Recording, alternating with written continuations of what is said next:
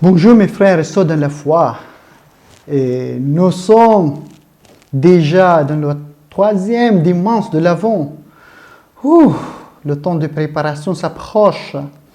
Et ce qui donne un peu changement de ce dimanche, qui rend ce dimanche assez unique. Déjà pendant la liturgie, pendant la messe, vous voyez les prêtres portent une veste liturgique avec une couleur de gaieté, couleur rosée, qui s'exprime la joie de notre espérance qui donne un avant-goût que oui, nous sommes très proches de la venue du Christ et en même temps notre préparation prend la forme.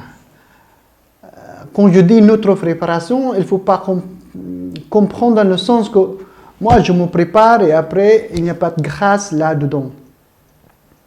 C'est comme si c'est ma propre volonté. Non, quand je dis nous préparons, c'est avec la grâce de Dieu. On demande sa grâce pour nous aider d'accueillir, préparer nous-mêmes pour son venue. Alors, ce dimanche, c'est vraiment, j'espère pour vous, mes frères et sœurs dans la foi, ça sera vraiment un dimanche de joie, de gaieté, de renouvellement, de se dire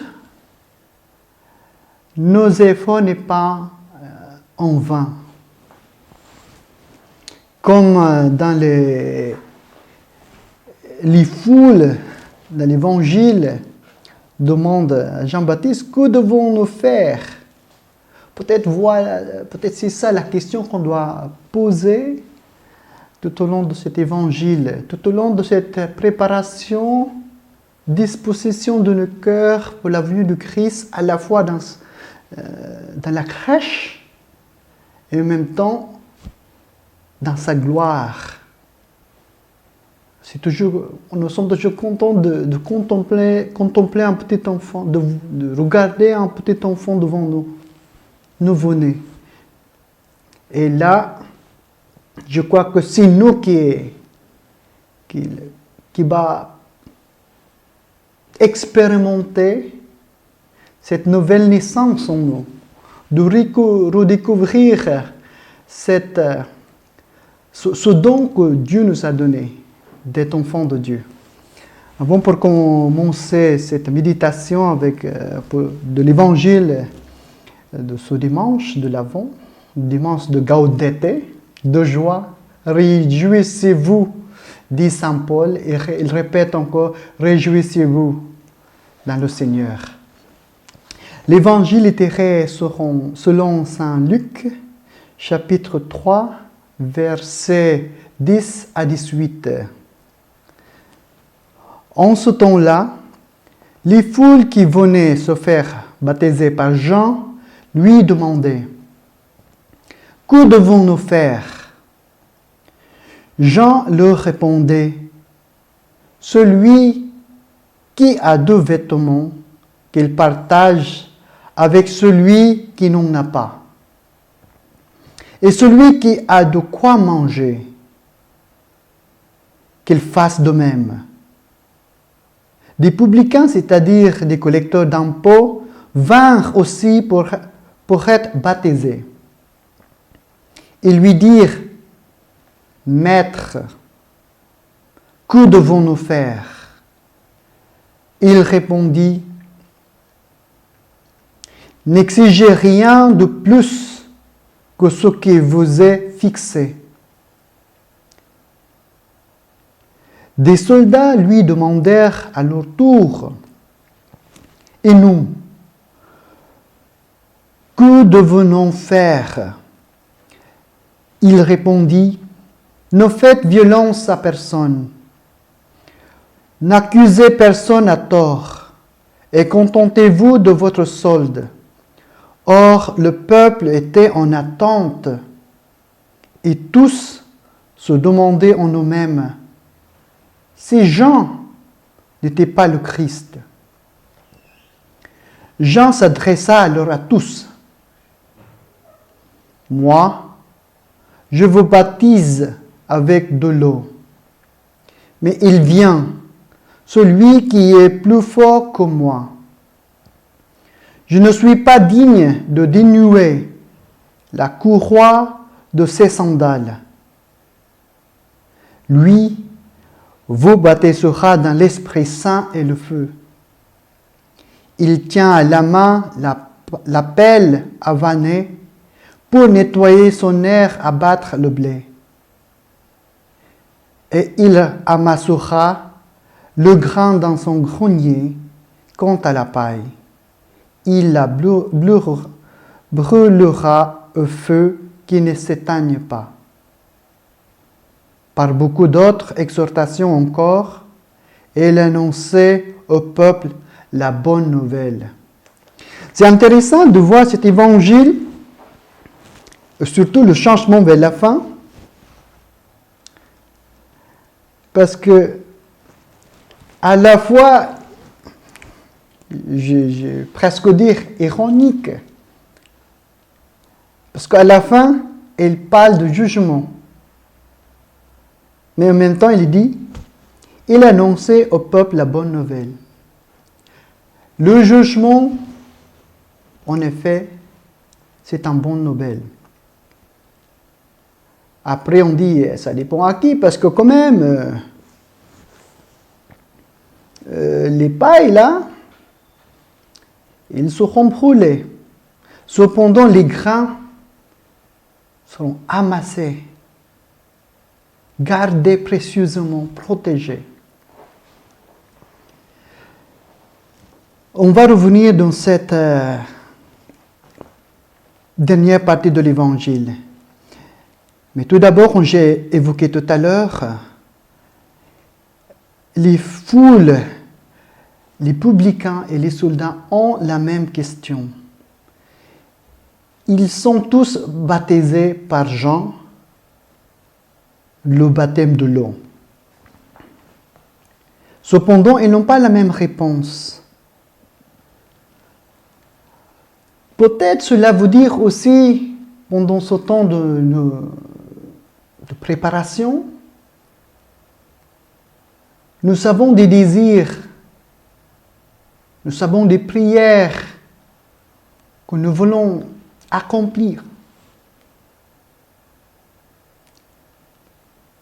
Et peut-être la réponse n'est pas tout à fait comme nous avons attendu. Or, ce qui est intéressant, c'est que pour les foules, ils demandent deux choses. Partager les vêtements et partager les nourritures. Ça veut dire quoi?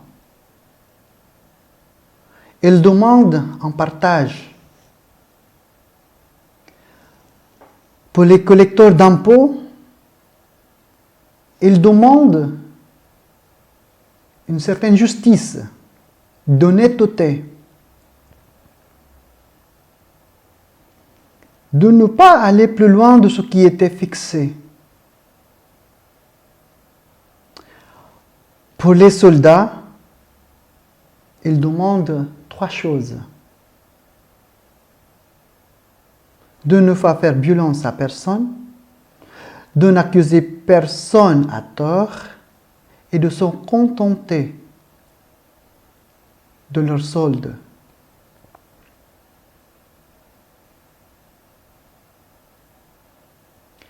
Quelles sont les choses en nous qui demandent d'être partagées?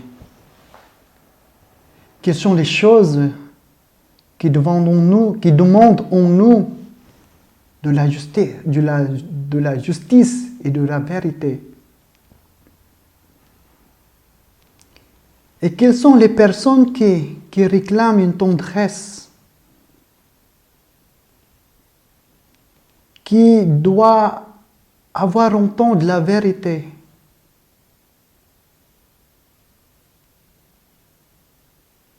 Peut-être ce sont des questions qui vont nous aider d'entrer encore plus pendant ce temps de préparation, pendant ce temps de rencontre avec le Christ. Je crois que c'est ça le côté pratique de cet évangile aujourd'hui.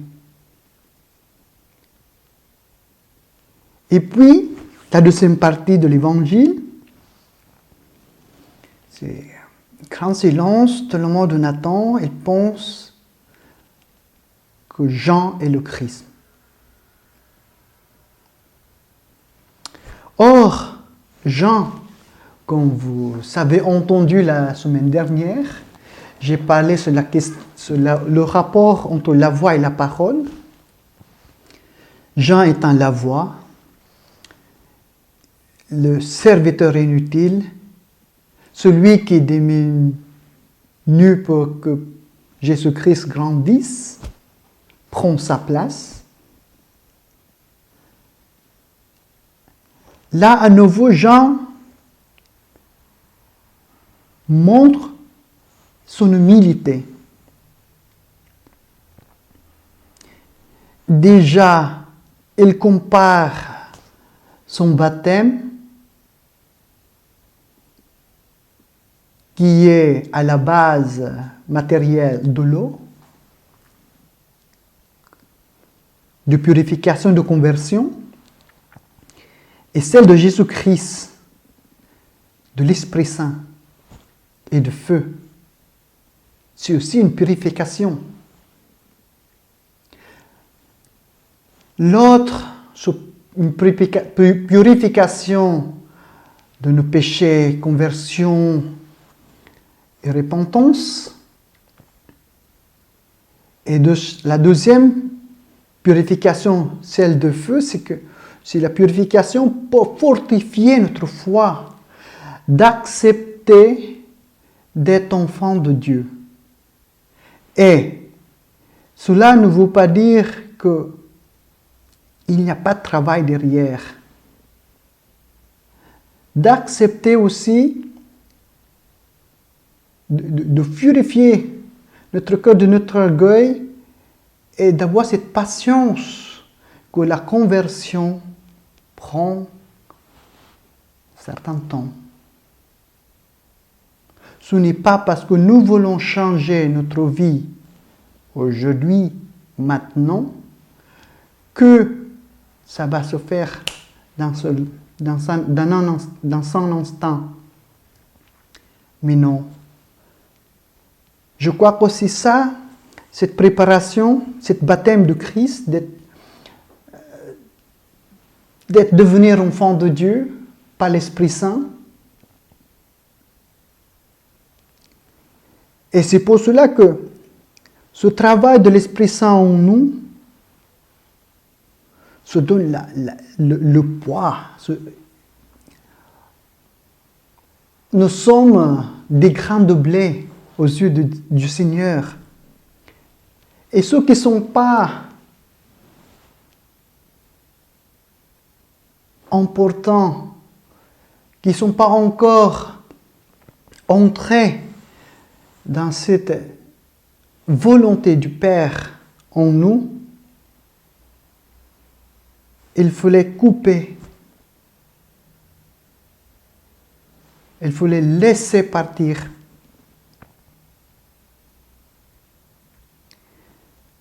Et là, cet évangile prend vraiment sa puissance d'être la bonne nouvelle. Parce que là, il nous donne une autre manière de regarder nous-mêmes. Certes, il y a du jugement. Mais avant le jugement, il nous donne des moyens aussi pour